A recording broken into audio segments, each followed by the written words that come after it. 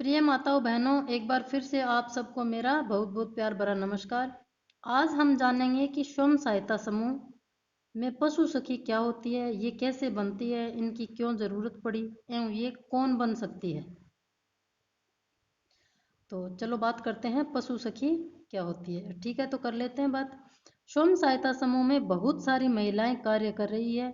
ग्रामीण आजीविका विकास मिशन के तहत तो इसमें बहुत तरह की सखी योजना है, जैसे बैंक सखी, समूह सखी, ई सखी, कृषि सखी और भी बहुत सारी सखियां होती है आदि। इनमें से एक पशु सखी भी पशु सखी भी सॉरी, आज मेरा थोड़ा गला खराब है जुकाम की वजह से।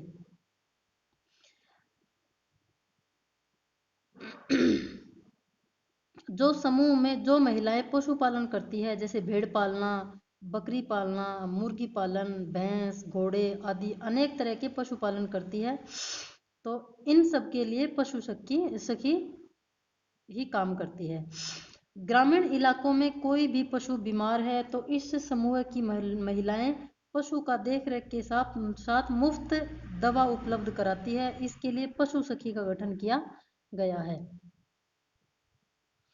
पशु सखी को पशुपालन से संबंधित आधारभूत प्रशिक्षण दिया जाता है, ताकि ग्रामीण महिलाएं जो पशुपालन करके अपना व्यापार करती है, उनको अपने क्षेत्र में ही पशुओं की छोटी मोटी बीमारियों की शिकायत मिलने पर वह अपने स्तर पर ही उसका निस्तारण यानी उपचार कर सके। इसलिए पशु सखी का गठन किया जाता है। इसके साथ ही उन्हें डेयरी से संबंधित प्रशिक्षण भी दिया जाता है, जैसे पशुओं में दूध कैसे बढ़ाएं, उनकी देखरेख कैसे करें, प्रजनन में वृद्धि कैसे करें एवं ज़्यादा क्वालिटी प्रोडक्ट कैसे प्राप्त किए जा सकते हैं। इन सब बातों का इन पशु सखियों को प्रशिक्षण दिया जाता है, यानी कि ट्रेनिंग दी जाती है। पशु सखियों के अधिकारियों का यह दावा है कि पशु सखी के प्रशिक्षण के बाद प्रत्येक जिले में 25% तक दूध उत्पादन बढ़ेगा। तो प्रशिक्षण के बाद ये पशु सखियां घर घर जाकर पशुओं का इलाज एवं जरूरी बातें समूह की बहनों को बताती हैं। वैसे तो समय समय पर वे खुद आती रहती हैं, ये उनकी जिम्मेदारी होती है, इसी बात की उनको सैलरी मिलती है। फिर भी अगर वे नहीं आती हो तो उनसे फ़ोन करके ग्रामीण समूह की महिलाएं उनको किसी भी समय बुला सकती है। अब बात करते हैं पशु सखी की ज़रूरत कैसे पड़ी। स्वयं सहायता समूह की बहुत सारी माता बहनें पशुओं का उद्यम करती है, पशुओं का व्यापार करती है, तो उनको किसी न किसी तरह से नुकसान बहुत होता था।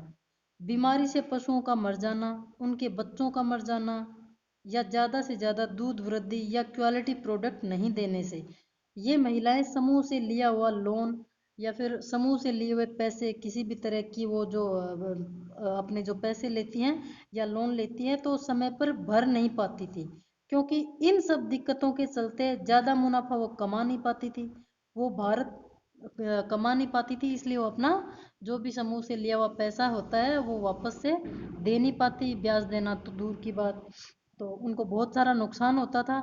इसलिए भारत सरकार ने सोचा कि क्यों ना इन्हीं समूह में कुछ बहनें पढ़ी लिखी हैं, उनको प्रशिक्षण देकर पशु सखी बना दिया जाए। इससे उनको रोजगार भी मिलेगा एवं समूह की माता बहनों को पशुओं के नुकसान भी नहीं होंगे।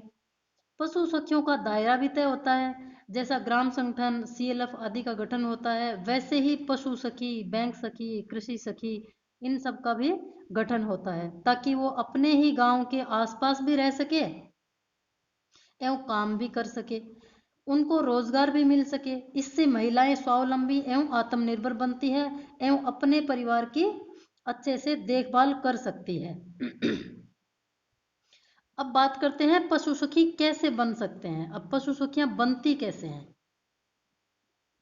समूह की कोई बहन जो 10वीं या 12वीं पास हो, जो मेहनती हो, लगनशील हो, ईमानदार हो, पशुओं में रुचि रखती हो, वो पशु सखी बन सकती है।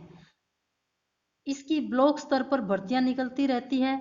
वे इसके लिए समय समय पर अपने ब्लॉक अधिकारियों से संपर्क कर इसके बारे में पूछ सकती है। पशु सखी बनने के लिए इन सब बातों का होना बहुत ज़रूरी है। उनका 10वीं पास होना ज़रूरी है, 10वीं या 12वीं पास, जो भी एलिजिबिलिटी या योग्यता उसमें मांगी जाती है और उसका मेहनती होना बहुत ज़रूरी है, और उसका खासकर इसमें उस पशु सखी में इंटरेस्ट यानी कि रुचि होनी चाहिए, उसमें और रुचि रखती हो पशुओं में। तो ये इनके लिए ज़रूरी चीज़ें हैं कि पशु सखी बनने के लिए क्या क्या योग्यताएं हैं और क्या क्या ज़रूरी चीज़ें हैं। वीडियो कैसी लगी कमेंट करके बताना ज़रूर, लाइक भी कर देना एवं चैनल को सब्सक्राइब भी कर लेना, ताकि मैं मेरे नए नए वीडियोस आते के साथ सबसे पहले आप तक पहुंचा सकूं पशु सखी के बारे में। अगर कोई संशय आपके मन में अभी भी है तो मुझे कमेंट करके आप पूछ भी सकते हैं, एज पॉसिबल आपको रिप्लाई कर दूंगी। नेक्स्ट वीडियो में मिलते हैं, तब तक आप सबका बहुत बहुत धन्यवाद। भारत माता की जय।